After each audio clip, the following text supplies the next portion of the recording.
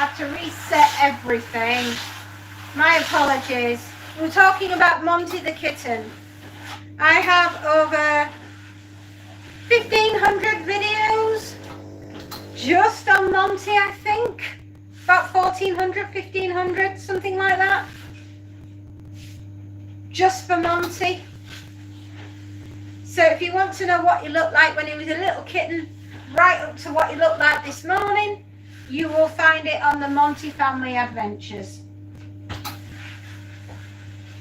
Be nice, everybody. Play nicely.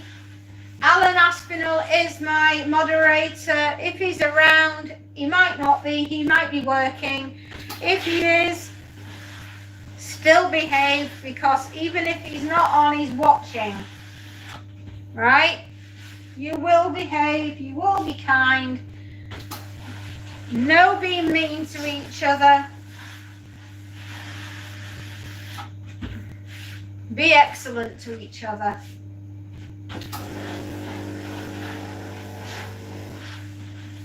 We're having a bit of a mare with the internet. I'm just hoping it's sort of settling down now.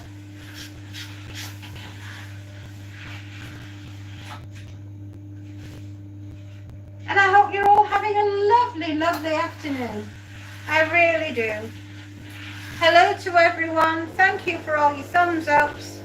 Thank you for all the support that you've been sending our way and for subscribing. That's so jolly kind of you, my darlings. We do appreciate you, and we hope that you enjoy yourselves while you're here. Now, we were going to start talking about pandemic fiction. Yes. Have you ever heard of a novel called The Ringway Virus?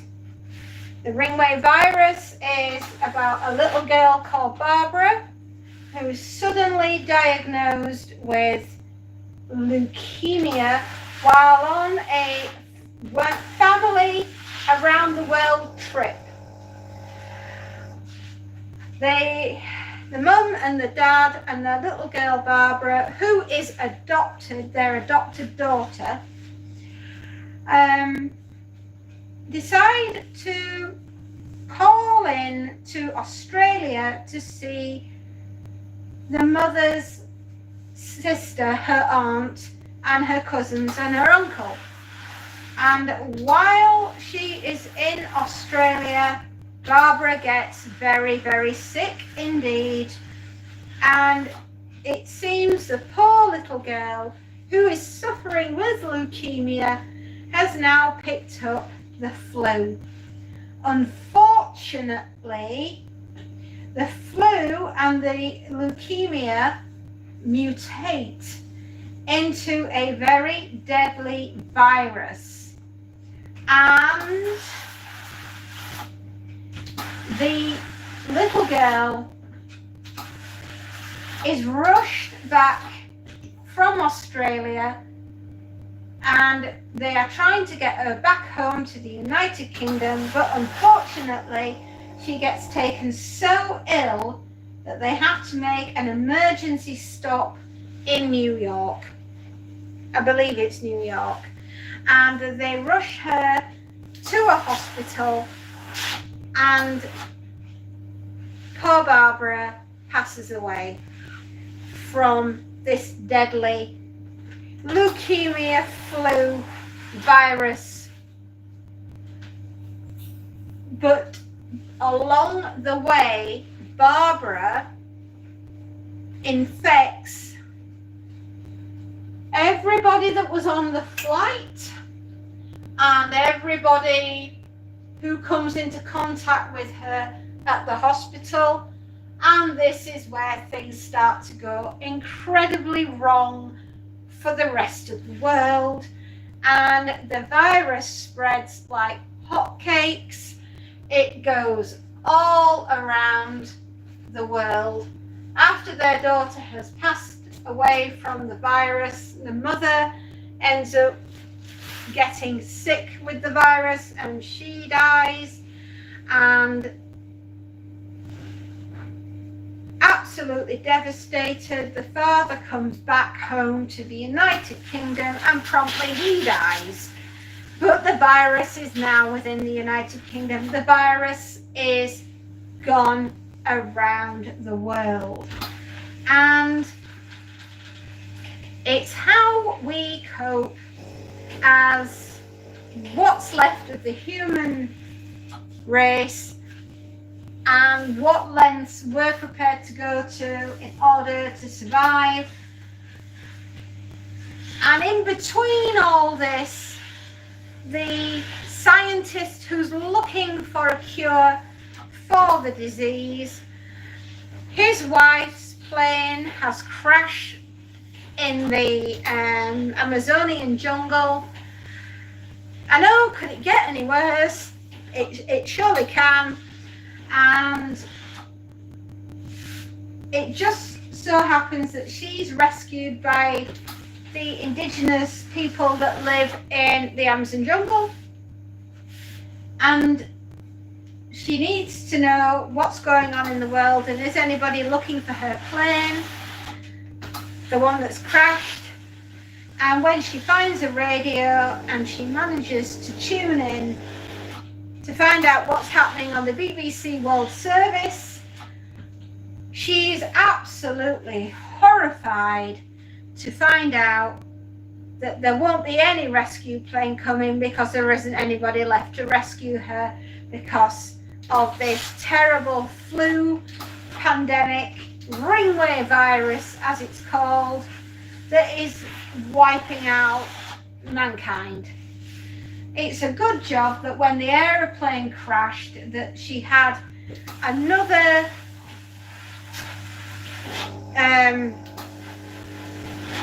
passenger with her who happens to be a male, and they sort of look at each other and realize that they are probably going to be one of the last living Northern Hemisphere British American people in the world, and it suddenly dawns on them that they're probably going to have to start all over again as Adam and Eve. But that's because they don't know that there are any other survivors in the world. And it just so happens that they're not going to have to be Adam and Eve, because there are some plucky characters from Australia who set out on an epic voyage with the intention of taking as many young boys and girls that haven't been infected with the Ringway virus and taking them as far away from civilization as is absolutely possible, with as many supplies as possible, to hopefully abandon the lives and the world and leave it all behind and go on the epic odyssey of survival of their species, and to live long enough. Excuse me, I'll be back in a moment.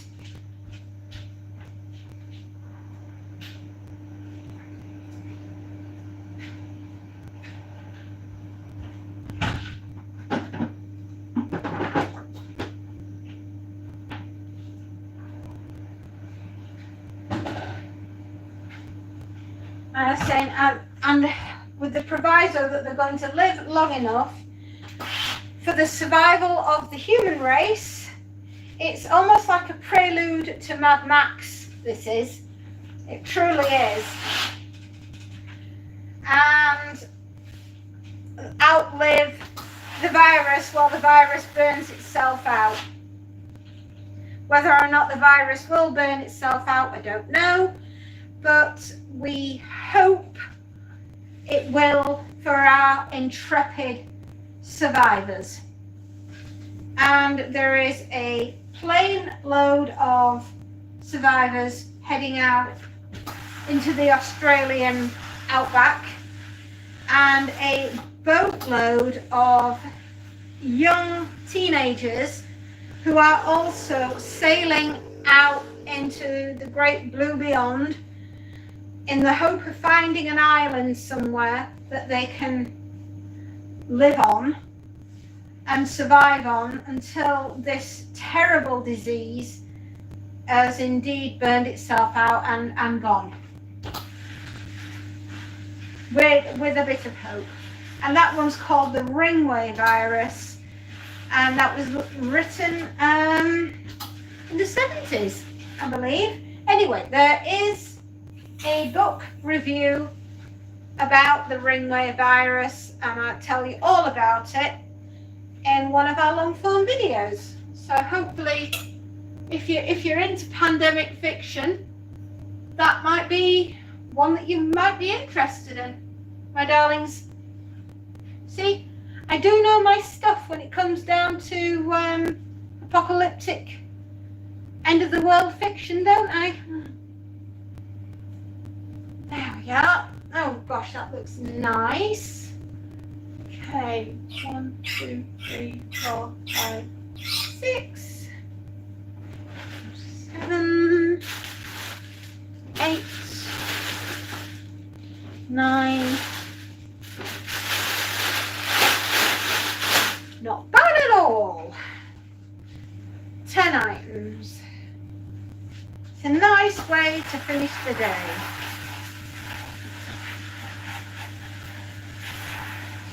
Not bad at all.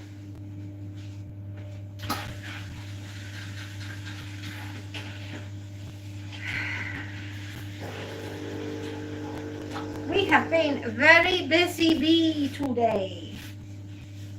Incredibly busy. Now, if you like your pandemic fiction to be written by the father of the former Prime Minister, Boris Johnson, Stanley Johnson, and it was originally known as the Marburg virus, and if you happen to have a copy of the Marburg virus by Stanley Johnson, doesn't matter what condition it's in, it will fetch you a pretty penny because it is highly sought after and is a super rare book. It was re-released in 2020 as just called The Virus. I have done an extensive review on this book as well. If you like that kind of pandemic-y, end of the world, it deals with the Marburg virus, which is the sister to Ebola. Yes. Thank you for my love hearts, whoever that was. That's very sweet of you. Now, why is Ebola, why is that important to me? I'm going to tell you a little story. Now, pull down your chairs and sit down and listen to story time. The reason why my little girl went into studying zoology, right, is when she was 13 years of age, she was given the opportunity to take part in a education opportunity called the Brilliant Club, where the local university in Manchester wanted the brightest and the best that the high school had to do a STEM project. Now, STEM here is your science projects. And the subject that they chose was Ebola. And my little girl was absolutely hooked.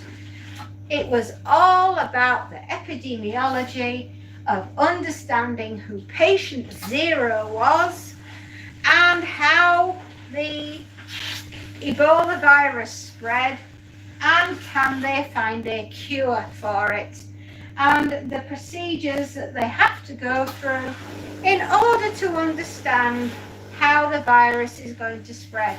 Well, my little girl came alive when she was able to take part in this scientific experiment, and so much so that she ended up, it was like a light bulb getting switched on, and she loved the subject of understanding epidemiology, which is why she's gone into studying zoology and studying zoo animals and living and their habitats and everything else in between. And that is why she's doing her master's next year. Now, here comes the rest of the story. Our little girl had a job lined up, and unfortunately the job hasn't materialized, and we have to get her through her final year of university.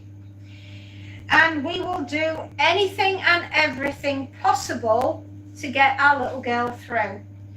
We are very supportive parents. We believe in her education.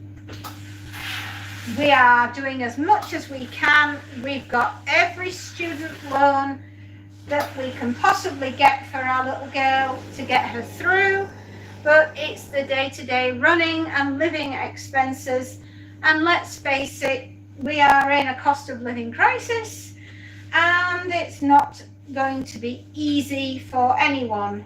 And Mummy and Daddy can only do so much. They still have to run the household as well as get the youngest child through her final year of university.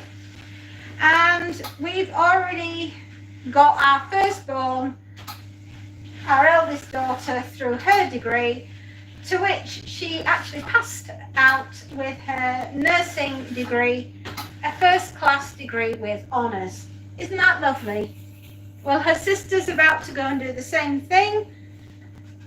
So what we are trying to do is get the video forms, you know, the long form videos up to 4,000 viewed hours.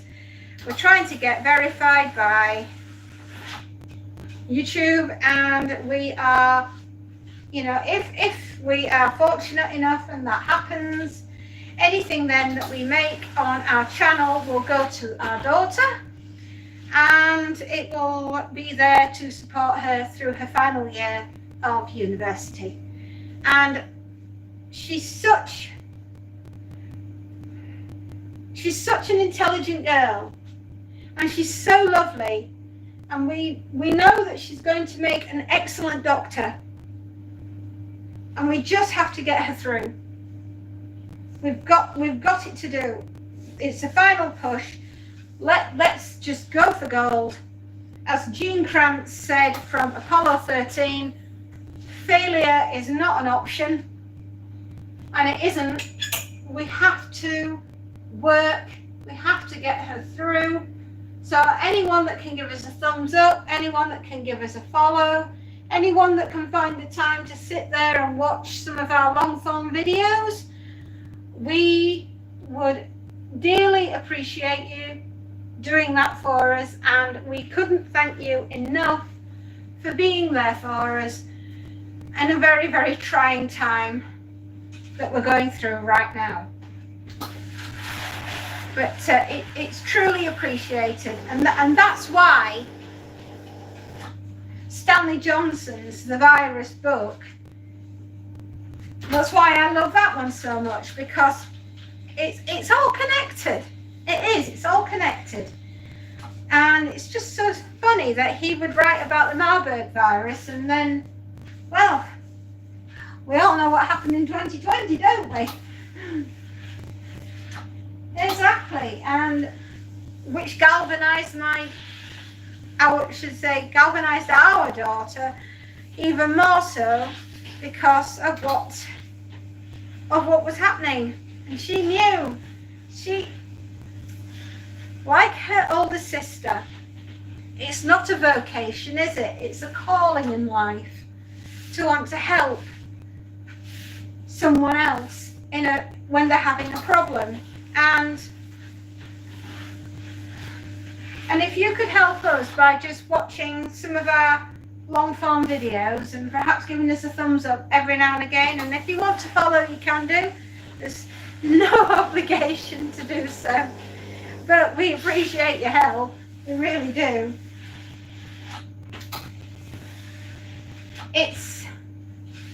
It's gonna be a struggle, but I've never walked away from a fight, and I'm not likely to do this time. We just have to get there. And I know that she can do it because she's a bright girl.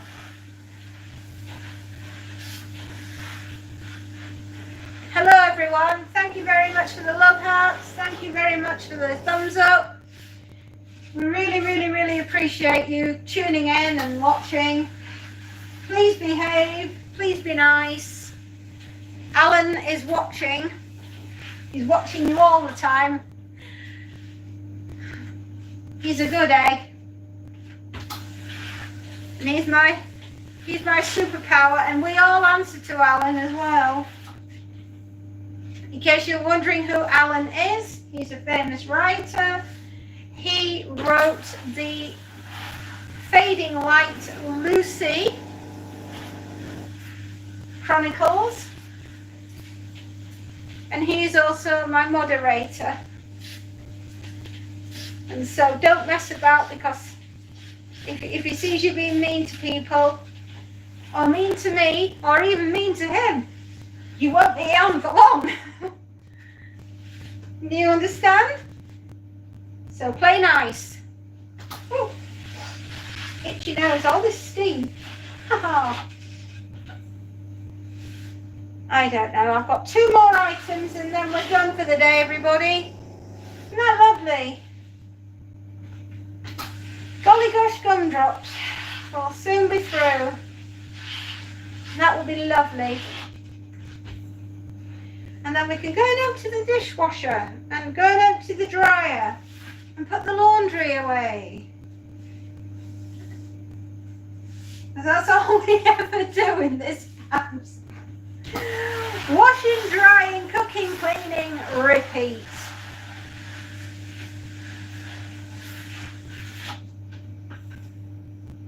I do truly hope you enjoy ironing, because that's all I ever seem to be doing.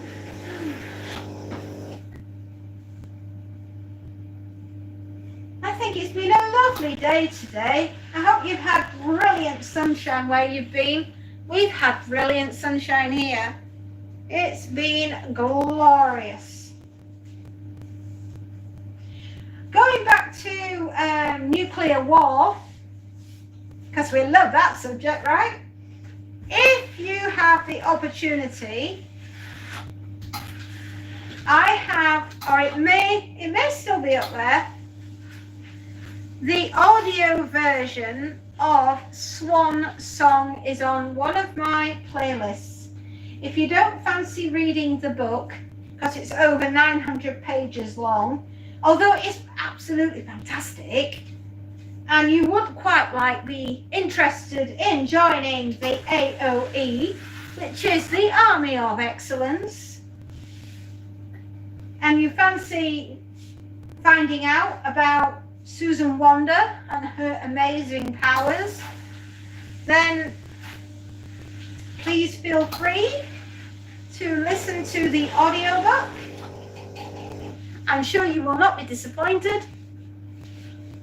It is fantastic, and 1980s nuclear war horror fiction at its finest. Robert R. McCammon wrote the book, and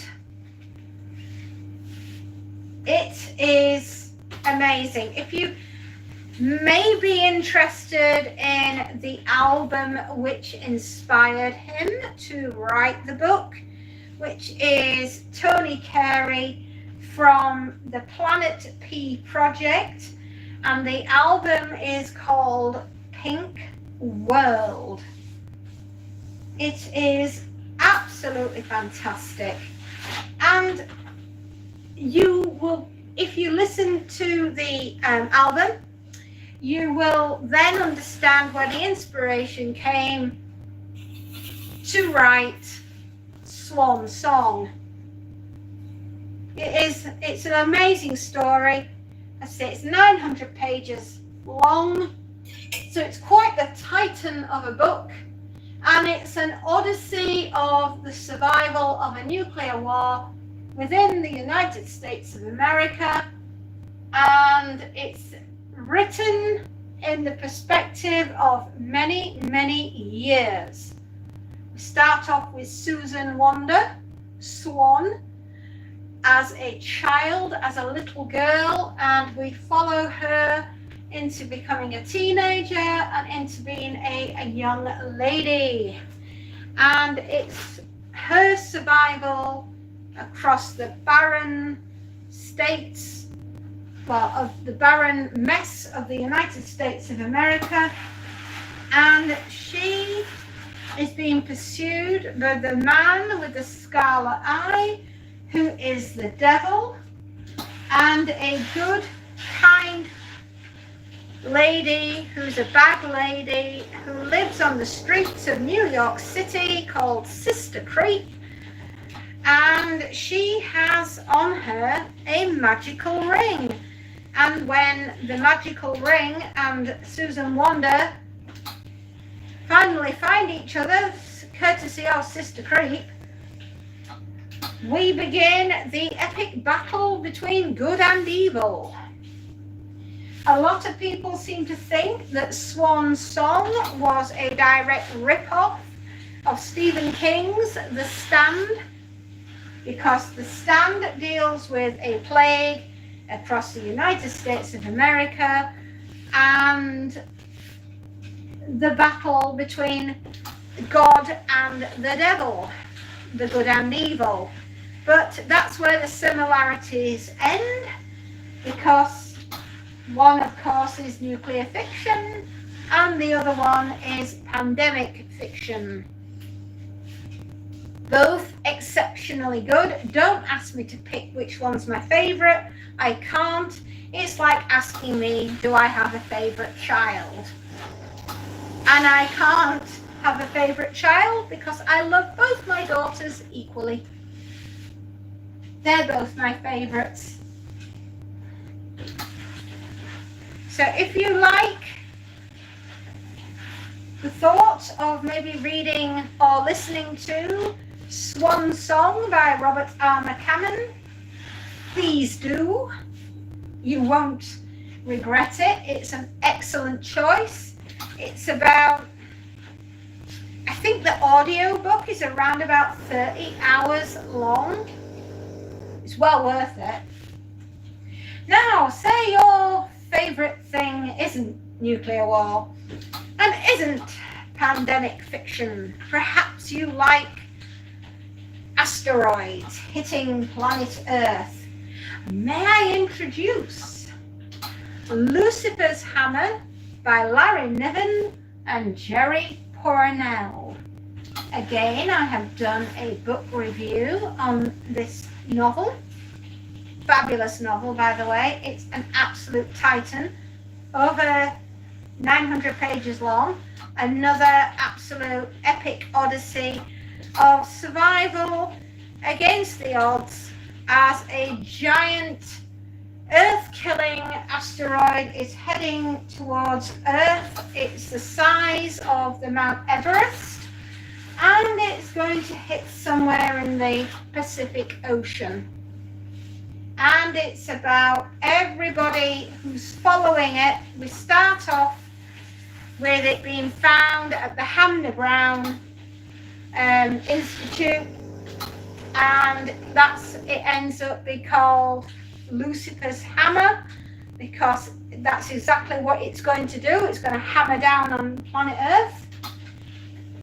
And so we start off with studying it through the different telescopes around the world. They're all tracking it.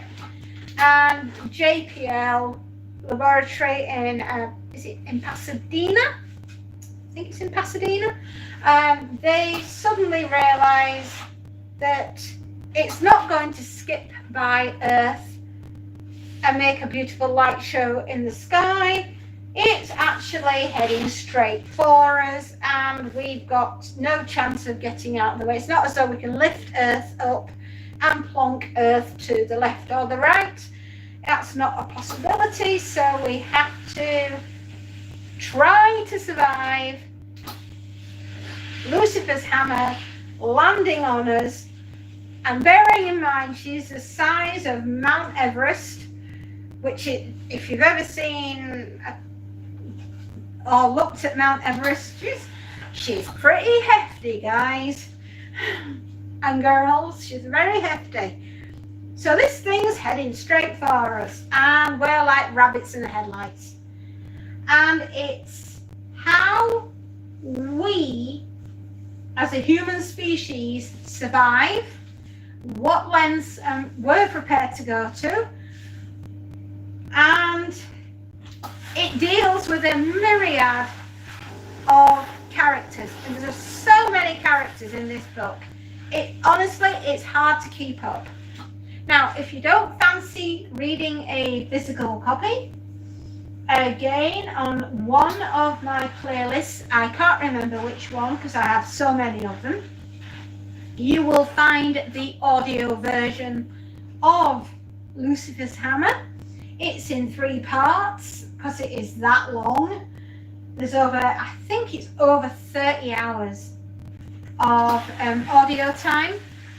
But if you're looking for something to listen to while you're working, and you quite fancy, an asteroid disaster novel, then maybe that one is for you. I definitely I highly recommend it. I give it a 10 out of 10. Amazing. Fabulous novel, honestly, and some of the characters in there are absolutely breathtaking. And the story writing, the pace, the closest I've come to anything like Lucifer's Hammer is the film Deep Impact.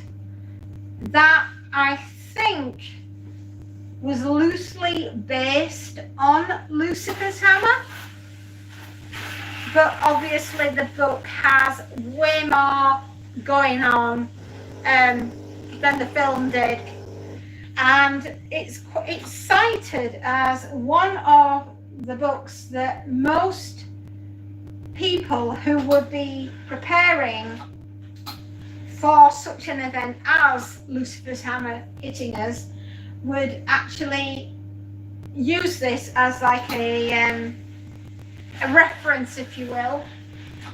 A lot of preppers tend to have it within their reading catalogue. I just like it because it's a cracking story. And, yes, I know it's a little bit dated. It was written in the 70s and should be read with that in mind when you are reflecting upon the roles of both men and women, if you know what I mean. It's a book of its time, but it's still a cracking read, and if you like adventure, then you're going to enjoy it. I know you will. Right.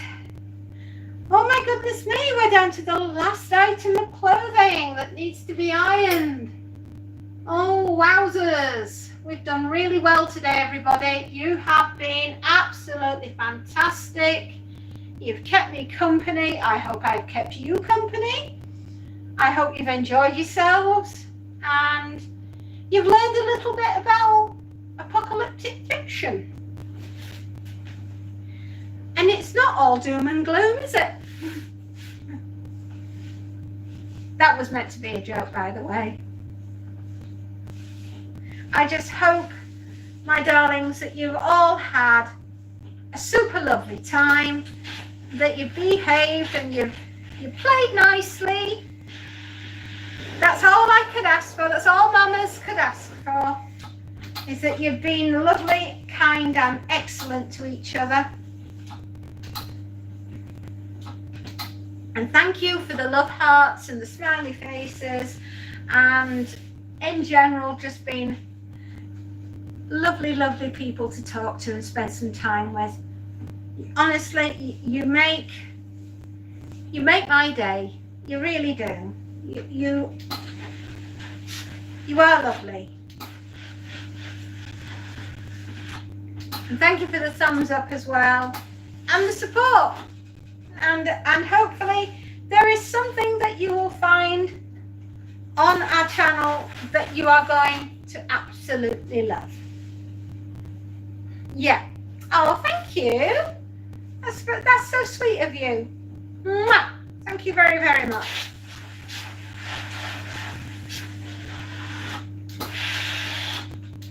I just hope you've had a really lovely afternoon with me, and you've learned something new about apocalyptic fiction that maybe you didn't know before.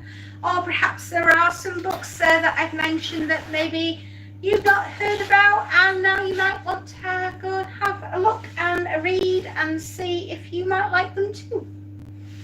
Yeah. That's it. That's the name of the game, isn't it? We're here to spread happiness and joy, and hopefully give you something new to read, because I love books and books love me, and I've been reading for a heck of a long time. But you wouldn't believe it, I'm actually dyslexic. I also have dyscalculia, which is sometimes I see numbers the wrong way around, as I see letters the wrong way around. It just means I'm wired up differently. It doesn't mean that I'm thick or anything like that, and nobody is that has dyslexia, because they have to work twice as hard to be able to understand something that somebody else can get in 10 seconds. Yep. Oh, thank you. Smiley faces and love hearts again. Oh, you're so sweet. That is seriously very, very kind of you. Thank you. And thank you for the thumbs up, my darlings. And also for, if you want to, following us. Now, we really, really appreciate it. You're so kind. You never know, you might all get me up to 2,000 subscribers by the end of the day. Wouldn't that be lovely? Wouldn't that be something? My goodness me, now that would be amazing. We're doing extremely well, everybody. We're nearly there. We're nearly there with all the ironing. Aren't we lucky? It's nearly done. The heat in here, you would not believe. Phenomenal. But we will have happy customers, because they now have ironed clothes and won't have to run around in potato sacks anymore.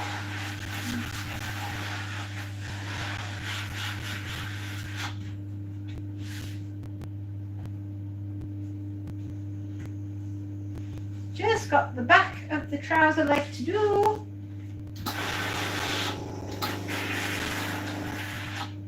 I am a perfectionist. I can't stand to see something half done. I won't stop until it's absolutely perfect.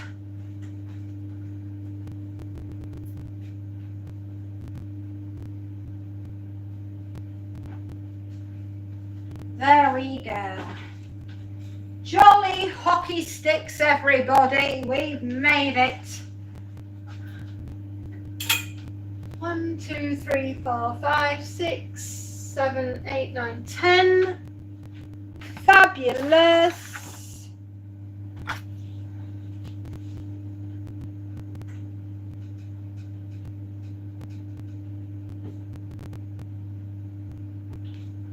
Lovely. All sorted.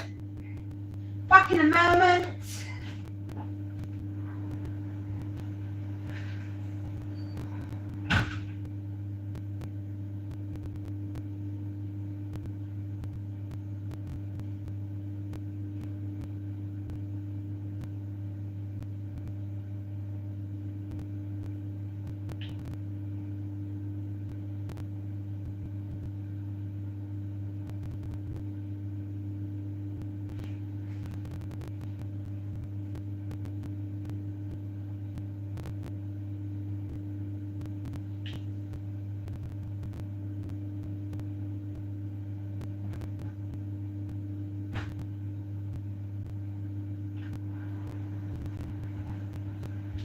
needed to nip next door, daughter's laundry, when she's at work, like she is doing, and she's doing some crazy daisy hours.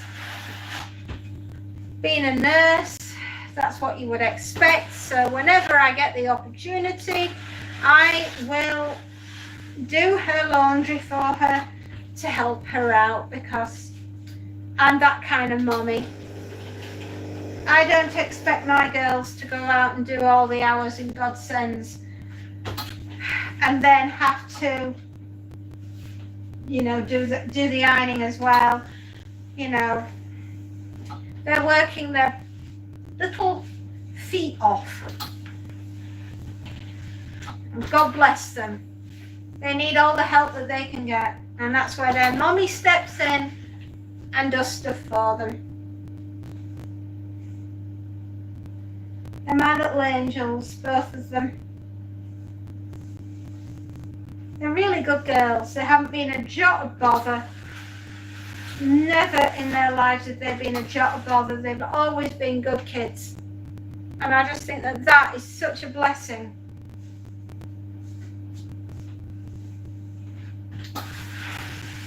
There we go. Just one more shirt, and then I can say we'll call it a day, and we're going to call it Wednesday, because Wednesday's the day.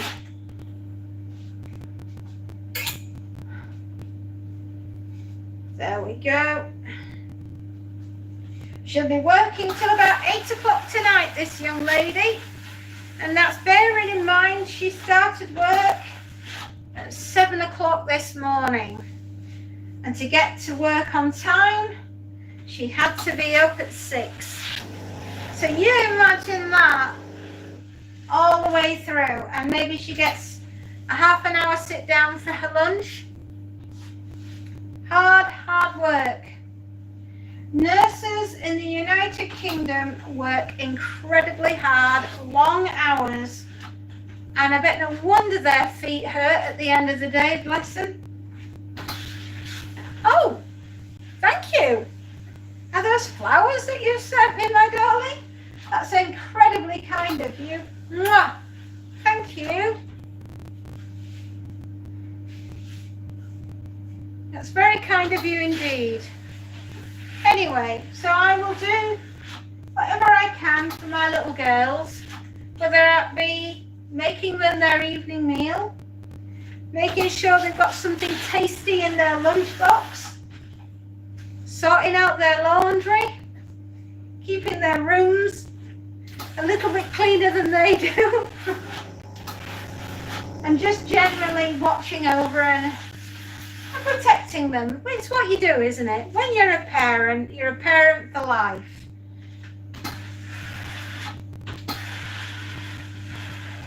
And you do what you do to give them the best start you can. When they turn 18, you don't stop being mummy, and certainly don't stop being daddy.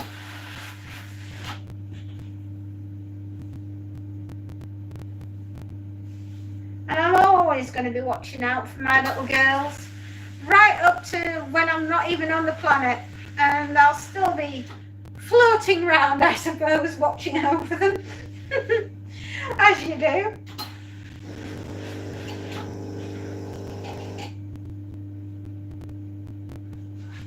Whoop. Gosh, startled me. Hang on.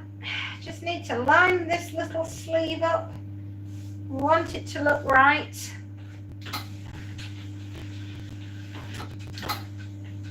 I do hope you're all playing nicely. It looks as though I've had some warning arrow thingies going up there.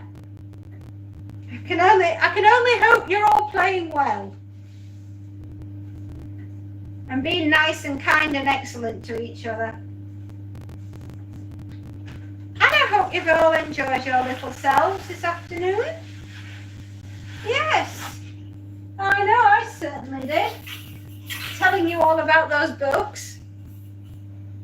And thank you very much for the thumbs up, everybody, and for being so kind hanging out here with us this afternoon. It's been brilliant.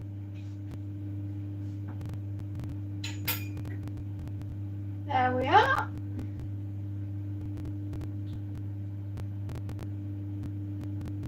Not the easiest of buttons to hold, but we've done it. Yeah, we did it. We did it. Yay! I feel like Dora every time I say that. There we go. Great. The iron is done for the day. We are done with the hangers.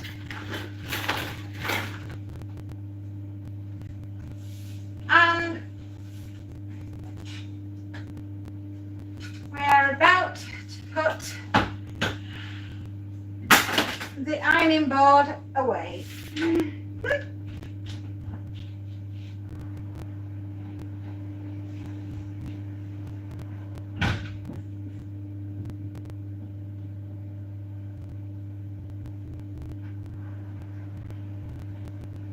Now, my darlings, I would like to say thank you very much for staying with us.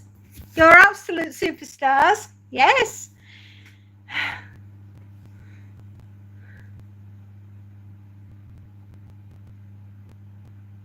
Oh, Telephonia, I did not know you were in hospital. I've only just noticed.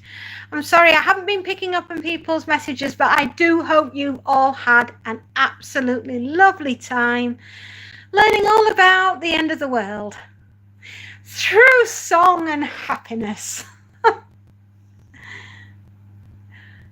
Take care of yourselves, my darlings, and I will be on later. I have to fly now myself, and I have to go and do jobs. Bye-bye.